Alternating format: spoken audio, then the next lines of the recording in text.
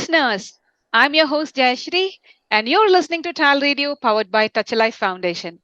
Welcome to Leadership for Life with Kyra Cavanaugh, President of 15B Wellbeing, a company dedicated towards creating learning experiences for leading corporations, workplaces, teams, groups, and individuals. Because they believe that no one should sacrifice well being for performance.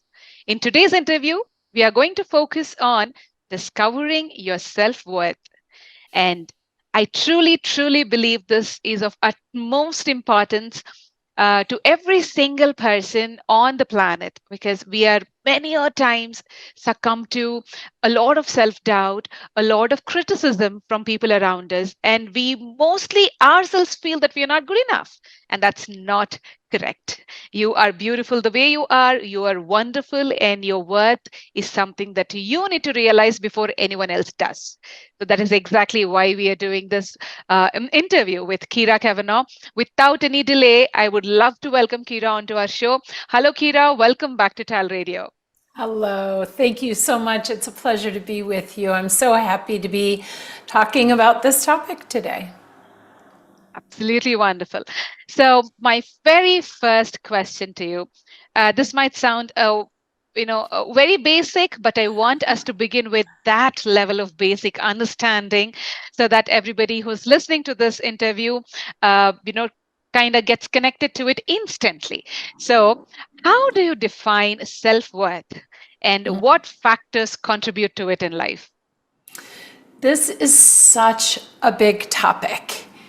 And it's such, as you mentioned, such a critical topic. So the question is, how do you define it? And as I contemplated this conversation today, I started to think about the fact that sometimes the way we can define something is by understanding what it's not. Sometimes, especially for those of us, myself included, who struggle with self-worth, we may not be able to really go deep and identify why we don't have it, whether we have it, or if you are blessed with the gift of self-worth and you've never questioned your worth from as long as you can remember, you may not even know why that is. So, here are a couple of things to think about to get at understanding your self-worth and understanding the concept as we are intending to explore today. I thought I'd start by asking you a series of questions. So if you look around yourself right now, if you see a tree or a flower or a bush or a plant outside your window, does it have value? Is it worthy? Definitely does. Okay, there you go.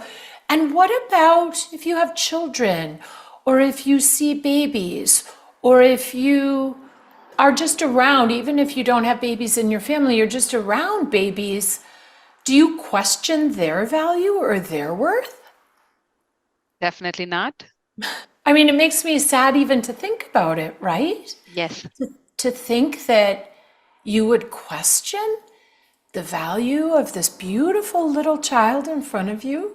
Sometimes it's easier to relate to those children than it is other adults.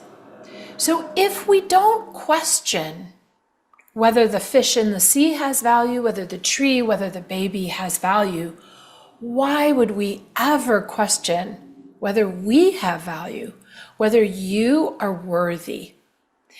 And so what happens, I believe, is that we get messages, we have experiences in our family, in our culture, in the environment around us that cause us to question our value and our worth. And just like you said at our opening, we are beautiful. You are beautiful and you are worthy beyond belief, beyond other people's definition of you, beyond what you think about yourself based on everything that happens to you. So self-worth is an understanding of who you are and why you walk this earth at your core. And to understand that this is a lifelong pursuit. It doesn't make you good or bad if you see your worth or don't see your worth. And that there's an opportunity for us to recognize a very fundamental difference about value and worth. And that fundamental difference is the value that we understand we have inside of ourselves when we wake up, when we go through our day, and when we go to bed at night. And while we're sleeping, I am worthy and I am valuable. Versus all of the ways that the world around us can challenge that core belief or make us never even question the assumption that we don't have value. Very beautifully said. And if people would actually try and think the way you have explained, I can't imagine how beautiful the world might get. So, I absolutely agree. wonderful. I Yeah. agree. And it's really difficult at times for us to realize our worth, or, for that matter, to even consider the topic or to even consider the concept of self worth when you have a lot of people influencing you around. And there are a lot of ethnicities in the world today as well, where every single person don't really get the opportunity to live their life the way they want to. So we see a lot of cases around very often. So in what ways do you believe that society influences our perception of self-worth, and how can one resist those influences? Yeah, it's such a powerful question. I just sighed when you asked it. How are our societies, our cultures, our belief systems, our religions, our habits, our faith practices, how are they not impacting our self worth? If we look around the world, the number of practices that are are being practiced, I mean, the number of things that happen in our world that are real, that are happening to our bodies, that are happening to our opportunities, that are happening to how much we can say or not say, how much we can disclose, how much we're being surveyed. I mean, there are so many ways that external systems, governments, institutions limit and restrict people in so many ways, overtly. And then there are so many subtle ways, messages about beauty and body shape and size and gender identity and sexual identity and so many other ways that we may define ourselves and see ourselves as other, that are being conveyed to us oftentimes and interpreted by us oftentimes without us even realizing it. So I appreciate your question, and I'd like to answer most directly by saying presume, just presume that the external world benefits in whatever ways by having you feel small and unworthy. Now, that's not to take this conversation in a dark direction, quite the opposite. If we wake up presuming that there will always be, fill in the blank, reasons that we may feel unworthy, then it's like we talked about in a previous podcast, then we understand what we're working against, what we're up against, where the limitations, obstacles, and boundaries are in our lives. And that can embolden us. That can help us turn back in to recognize our sheer power, our sheer worth, our sheer value, our incredible beauty. No matter what shape and size and style you're showing up as in a physical body, it's not about that. It's about what's inside of you. That's where we tap into self-worth and can change the world. Wonderful again. I'd also want to understand. the practices or strategies that can be employed to cultivate and maintain a strong sense of self worth, because it's really important that people are taught. That's the basic fundamental problem that is there in the world today, because we are not taught enough. We are not taught in a right direction. And for topics like self-worth and inner transformations, trying to understand and bring that leader out in you, so all of these things are something that a lot of people don't really have access to. Yeah. So it's inevitable that we pinpoint a few examples, few strategies that can be employed, for people to cultivate that strong sense of self-worth. The reason I'm specifically asking you this is because I believe a lot of our listeners, who are trying to, benefited from our podcast, will definitely find this absolutely wonderful and astonishing, I would say, because this is such an eye opener. It's really difficult to teach topics like this, and I'm glad we found you. So I really want you to help us on a few strategies. Absolutely. And I have, I want to start out by sharing with you that these strategies are strategies that I have used. I am not a person who has always known my worth. I've not considered self-worth and self-value as part of my innate understanding of myself in this world. And so the practices that I share with you, I'm very excited to share with you, because these are the practices that I've used throughout my life to build up a sense of self-worth and value. And I also, as I share these with you, want to encourage you to see this as a journey. Now, I hope that there are people listening today who don't struggle with self-worth. And if you hear this list, you might think, oh, I do these things automatically, and we congratulate you. The last thing I'll share before I share these strategies is to be gentle and kind and compassionate and forgiving with yourself. Any one of these strategies can take a very long time to embrace, to practice, and to fully live into on a day in and day out basis. So please don't let this list overwhelm you. Instead, I encourage you to listen for something that feels like a nice next step, something that's doable for you, something that already flows or has purpose with where you find yourself in your life today. So the first one I'll share with you, this is going to feel really big, but it might be exactly what you need, is to contemplate the mystery of your existence. What? Contemplate the mystery of my existence? How do I even do that?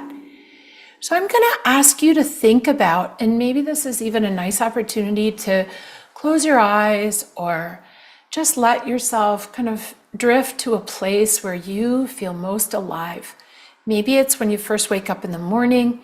Maybe it's sitting under a beautiful tree or looking at a particular view. It can be very simple. And contemplate, just sit and consider, how is it that you are here right now? How is it? What is the mystery that landed you in your country, in your family, in your line of work? Whatever it is that you define yourself as, how is it that you got here? And whether you come from more scientific traditions, you might see your self-worth as the value that you contribute to this world. And that's great. You may also come from a more spiritual place, which has to do with seeing yourself as the likeness and image of the Creator that you believe in. So it doesn't matter what framework we're using. The bottom line is that it is a beautiful, mysterious, incredible thing that you are even alive and listening to this podcast. And that can't be because of no reason. Maybe some of you think it is, and I respect that. I believe it's because you are here because you are special, because only you see and say and do things in the very special, unique way that is you. And I fundamentally believe the world needs you believing in yourself so that you can make the biggest contribution to bring love and light into this world. So the first thing I'd suggest is contemplate. You have to be worthwhile because you're here. The second thing I'm going to encourage you to really embrace is this idea of you as energy. So physicists have shown, especially through quantum physics and string theory, have shown that we are made of energy. Even when we look at this tree that we think is worthwhile, it's made of energy. It feels solid to us, but it's energy. So are our thoughts. So are our emotions. So are the sensations in our body. They're just energy. And so whatever thoughts you have about your worth or lack of value, understand that's just energy. It's like a wind that's just blowing through you. It's not concrete. It doesn't have to remain. You can let it go. The same with your perceptions of your body or your lack of skill or whatever it is that makes you devalue yourself. Understand that not as fixed and constant, but as movable and variable. And then remember that your worth comes not from what you do, not from what you say, not from how you treat people. Those are actions and things that are separate. They're things you do, but they are not who you are. Child psychologists mark a very critical stage in our development as human beings as the moment that we recognize that what we do is not who we are. And as in healthy child development, we reach that point. Here's the challenge. Not all of us have had a healthy childhood. Not all of us have grown up feeling safe as children. I'm the daughter of an alcoholic. And so I learned my nervous system was programmed from a very young age to be vigilant, to be afraid, and to learn how to manipulate my environment for my safety. So it sort of didn't, my development didn't come in the form of understanding my innate value. So recognize, for each one of us, it'll be different. Recognize the things that have happened in your life that have landed you where you are.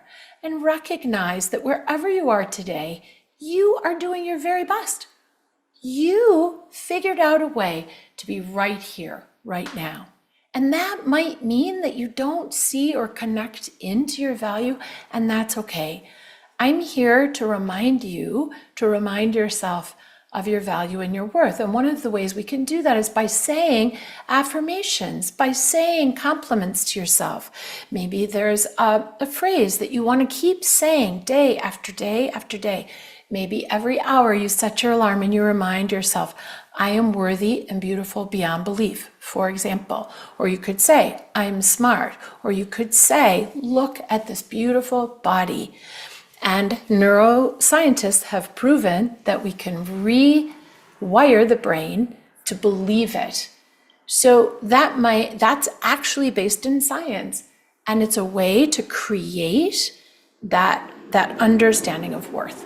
So there are some more practical ones I'm happy to share as well if we have time. Please do. Please do. Okay. We will make time for all of this. Oh, that's so sweet. So I'm going to encourage you to practice receiving compliments. So think about when someone tells you something nice. You look so nice in that outfit today. Or, wow, I feel so blessed that I got to spend time with you today. Or, oh, you are so smart and I benefit so much from your wisdom. Whenever someone says something like that, do you absorb it like a sponge? Do you let yourself really feel it? And does it connect in and align with how you feel about yourself? Many times we let those compliments, those moments bounce off of us. Can you practice absorbing them in?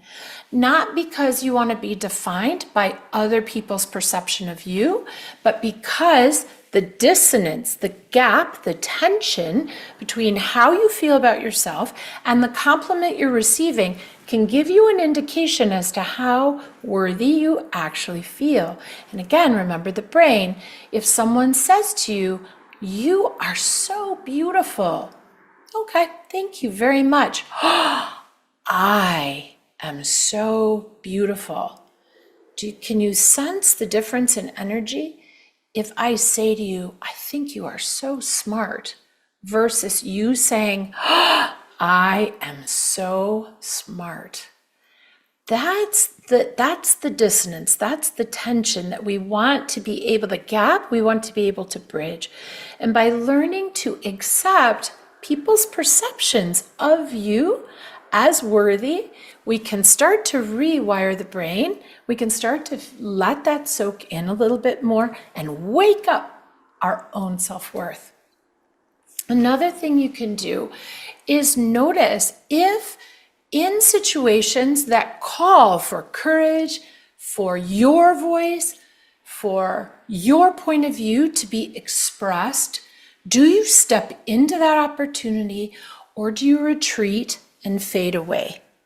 Do you want to make yourself small and disappear? That's a sign that we feel unsafe and unworthy. It takes great courage to stand and say and feel and convey without words, I am powerful. I am worthy. I may live in this system. I may be in this culture that wants to make me small, but I know that I am valuable. So notice how much you retreat and how much you stand strong, because the more we practice standing strong, the more we practice saying and expressing what we truly believe, the more we feel into that power, the more we'll feel like we can open up and be courageous. Now, we always want to be courageous in safety. Safety is critical, and many of you listening may not feel safe to take the actions that I'm suggesting. And I want to convey to you that I respect you and I understand. And those obstacles and those threats are often real. And so I want to make sure that you understand I am not in any way suggesting that you feel into your self-worth to the point that you put yourself in danger. Instead, recognize in any situation, no matter the restriction, no matter the threat, you get to have your own self-worth. You get to feel that. And then you make a choice about how much you'll say, what you'll do, how you'll express that as a result. And the last thing that I would share with you is to recognize where our thoughts go, energy flows. So let me share that again. Where our thoughts go, energy flows. So if my thoughts go to degrading my value, if my thoughts go to thinking and believing the things that I hear, if my thoughts go to protecting myself through hypervigilance and my nervous system is on standby, on alert, that's where my thoughts are going. That's where my energy is going to flow. So cultivating self-worth is about bringing those thoughts back into ourselves. I am beautiful. I am worthy. I am enough. I am as valuable as that little baby. I'm as valuable as the man who has the opportunity that I don't. You get to have your thoughts. You get to have your thoughts. So be vigilant about the brain. Be vigilant about how much negativity you're sending yourself that then masks, hides, creates layers of protection from that worth that is always there inside of you. Yeah. That is so powerful. That's extremely powerful. And the strategies that you have so clearly, explained will definitely make a lot of difference in our lives if we are capable of practicing them as what you say, exactly, word to word literal translation. If you do that, that's definitely going to change the whole trajectory of our life. I can completely relate to that. But again, there is one tiny question I have. This connects so beautifully with what I wanted to ask you next. So, uh, there is a very fine line between confidence and arrogance, correct? So, I really want you to, help us understand or differentiate between confidence and arrogance in relation to self worth. It's a beautiful question. It's along the same lines as, is self-care selfish? So there is very much a desire, an intentionality around having us be suspicious of our own knowing, of our own truth, of our own beliefs and our own care for ourselves, our own confidence. So I would say step one, be aware of people, situations, languages, messages that try to undermine what you know about yourself and distinguish between the two. There are actions we will take to protect and defend ourselves. Bragging, being arrogant, thinking that we know better than someone else. Speaking angrily, threat, making threats. Manipulating. Those are just some examples of actions we take to protect and defend. And when I am speaking, I'll speak for myself for a moment. When I am speaking in an angry tone, it's because there's something inside of me that knows that I'm valuable, but I am not feeling, for me, respected, or I'm feeling fearful that I won't be able to get what I want out of this conversation. And so I go to that fear place, to that scarcity place, and I speak from that place. And it might feel really good in that moment, but it is not at all in alignment with who I am and what I want. On the other hand, when we're confident, when we know who we are, when we know what we want, and we speak from that place, we speak and act in ways that are the opposite of those behaviors that I just mentioned.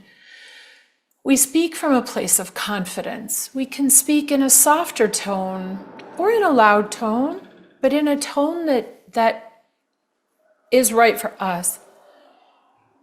We can take steps to care for ourselves. We can be kind and compassionate and generous and loving. Because there isn't a sense of scarcity inside of us, but a sense of abundance. I am so worthy and so valuable that my thoughts and my emotions and my sensations that I know are just energy flowing through me can be used for good. I can slow down, make a choice from my place of deep self-worth and value to give to you, to offer to you, to lend to you, to be compassionate and empathetic to you. To me, that's confidence. Confidence comes from knowing yourself and knowing your value. So if you don't feel confident, and if you fear coming across as arrogant when you speak, just check yourself and just ask the simple question: am I speaking from a place of confidence and an understanding of my value and what I have to offer in an abundant world? That's confidence. Or am I speaking from a place of scarcity where things are threatening to my existence, to my emotion, to my standing, to whatever it is that you want to protect? And am I speaking from that place? In which case, just understand it's a choice you made, that you can always make a different choice the next time. Avoid minimizing your voice because of fear of whatever that term or that descriptor may be that's applied to you. Other people's stuff is other people's stuff. Other people act and react from their own set of needs and issues and sense of scarcity. It is in no way a reflection of you and your value and your worth. And the more we understand that distinction, the more we can really cultivate that self-worth that we're all interested in cultivating. Very beautiful. And I truly love the way you have defined it so beautifully, and it makes much more sense to say it that way. So wonderful.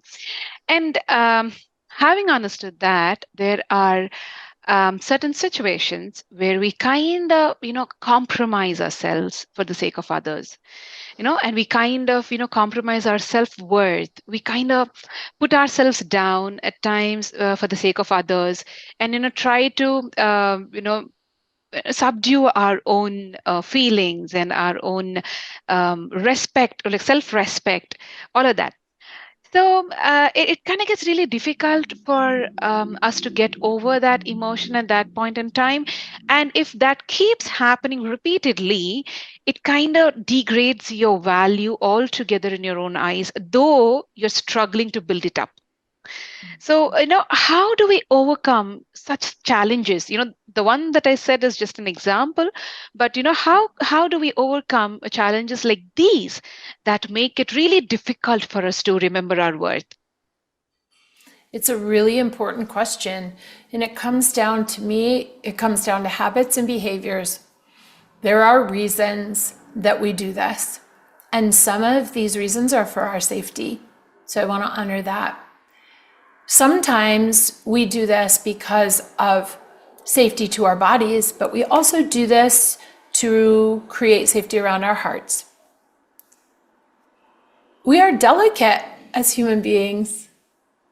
We're delicate. We have bodies that can be hurt, and we have emotions and hearts that can feel hurt. And we will make choices to create harmony for safety. And that's how I perceive the question, or how I feel into the question that you're asking. Very frequently, when I step into those habits and behaviors, it's because I want to be loved, because I want to be respected, because I want to feel safe, because I'm tired, because life feels like a struggle, and it's just easier to go along. It's just easier to give you what you want. And sometimes we all make those choices. I make those choices too. I think what's important, where the opportunity is just to notice and forgive yourself, to recognize and respect that sometimes we aren't going to feel like we want to step into those dominating behaviors, or what can feel like more dominating behaviors. Maybe culturally we've been taught that we're not supposed to dominate, we're supposed to collaborate, we're supposed to fit in, we're supposed to think of the group or the family instead of us as individuals. There are so many reasons why we step into harmonizing behaviors, and they're not all bad. Having skill at harmonizing can come from a place of self-worth. I know my worth, I know my value, and I'm happy to give this to you. The challenge is when we're always giving, right? And as you suggest, we're always giving and giving up. We're giving up something to get something else. And that's where I'm going to encourage, whatever it is that we want from other people, we can give to ourselves. And this, when I learned this a couple of years ago, was revolutionary, life-changing to me, because I seek external validation. It's almost like a drug for me my whole life. And I self-confession here, I'd manipulate to get that. I would give, not in an altruistic way, but because I hoped I would get. So this is a real struggle. And I think we need to be compassionate to ourselves and to understand we have choice. When we start to recognize how, just ask yourself, how did that feel? When I gave up whatever it was, how does it feel? Do I feel joyful or do I feel small? And the more we ask ourselves, how do I feel when I do that, the more we can start to understand, is it life-giving that we're doing that, or is it taking away? And if it's taking away, we notice it, and then we can start to practice some of the things we talked about today. But I really think part of self-worth is being self-compassionate and being self-forgiving and being self-respecting and just understanding that we are all going to make choices. We all have habits. The opportunity is not to judge ourselves for those things. That undermines our self-worth, but to be compassionate and respectful and understand you're doing the very best you can. I really fundamentally believe that. So maybe that's where you start. You just tell yourselves as many times a day as possible, I'm just doing the very best I can. And I'm going to forgive myself for everything else. Wonderful.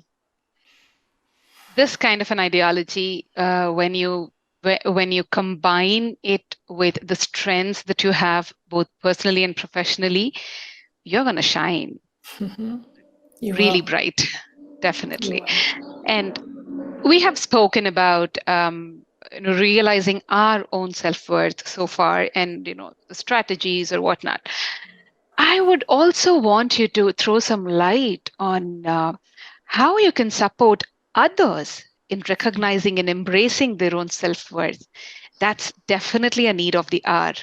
As much as people are pulling each other down, it's extremely important that we lift each other up in today's world, especially where it's extremely competitive, and there's a lot of toxicity that's being built up.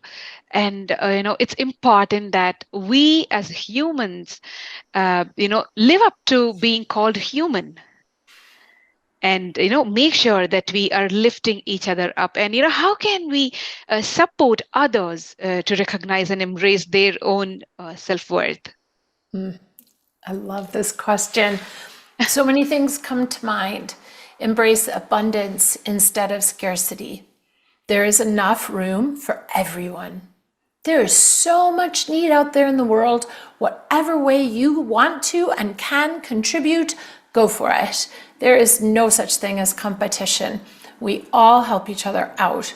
So anytime we start to get into that scarcity mindset, it's me versus you, just recognize and say, you know what? It can be both. It can be you and me. And when we take that mindset and that attitude, now I can promote your self-worth. The other thing is to think about, when I was comparing love and compassion and kindness and understanding and empathy to manipulation, anger, fear, etc., recognize that there are triggers, there are situations in your life that are going to trigger, and they're different for all of us, one set of behaviors versus the other. So when you start to feel yourself moving into some of those defensive behaviors, notice what's happening when it's happening and ask yourself, is there an opportunity for me to flip back into essentially love? When we can flip back into moving from and acting and speaking from a place of love, oh my gosh, now I can support a million people's self-worth because I know I have what I need. How can I give you what you need? I know how I'm contributing to the world. I definitely want you to contribute to the world because I know how great it feels to be working in my little corner of the world, and I know it'll feel awesome for you, and why wouldn't I want that for you too? So when we really are cultivating our own self-worth, we have generosity to support others. The last thing that I would just suggest is notice the signs of a lack of self-worth. Notice those signs in yourself. We've talked about some of them today. And look for them in others. Who needs your confidence, your kind words, your belief in them, your helping hand? Who do you see in the world? And now don't presume, because everybody shows up in the world in a different way, and we don't want to presume. We want to give everybody space for their own voice. That's promoting their own self-worth. but stepping outside of our comfort level to ask, how can I be of service to you today? Can you imagine being asked that question every single day? Someone comes to you and says, how can I be of service for you today? I get goosebumps, like you were saying, like our whole world would be different. So Yeah. recognizing your potential to change the world just by propping up, promoting, giving space, being an ally, creating room for someone else's full expression of themselves, absolutely we can change the world. There is no doubt about it, just like you suggested. Yeah. Absolutely beautiful. Absolutely wonderful. I am really short of words to express what I feel right now. I think I've used all the adjectives of beautiful, wonderful all through the show. I And love that. I'm really grateful that we're having this discussion today. And I'm all the more grateful that, I have been chosen to do this. And I feel so thankful that we have this beautiful opportunity to collaborate with you and bring this amazing content to all of our listeners out there. And this is required to be heard. And that's our mission again. So thank you so much, Kira. It was extremely great talking to you today. And it felt so wonderful, so empowering. And I truly want everybody to practice what you said and make a significant difference in their lives. And thank you so much once again. Thank you so, so much. Such a pleasure and such an honor for me to be with all of you today. Thank you. Wonderful. So that was Kyra Cavanaugh for all of you today, and you're listening to TALRadio powered by Touch a Life Foundation. This is your host Jayasree signing off for today. Stay tuned and keep learning.